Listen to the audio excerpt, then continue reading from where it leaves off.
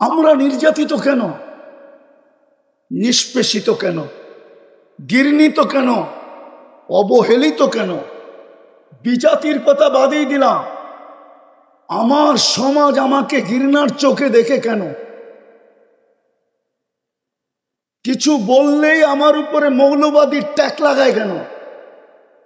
অতীতে তো দেখা আসলাম জঙ্গি ট্যাগ লাগাইলো কেন? বিভিন্ন অপবাদ দেয় কেন? কারণটা কি? বিজাতির সমাজ তো বাদেই দিলাম, সিরাত তো এই জন্য ছিল না। আমি আলোচনাকে নিষেধ করতেছি না, শুধু আলোচনাই হবে এই জন্য তো সিরাত ছিল না। মুহাম্মদুর রাসূলুল্লাহর আবির্ভাব তো এই জন্য ছিল না যে শুধু দুনিয়াতে আসবে আমরা আলোচনা করব। শুধু তো এই জন্য ছিল না যে কিতাবে লিখবে আর আমরা পড়ব। তোমরা আমাকে জবাব দাও,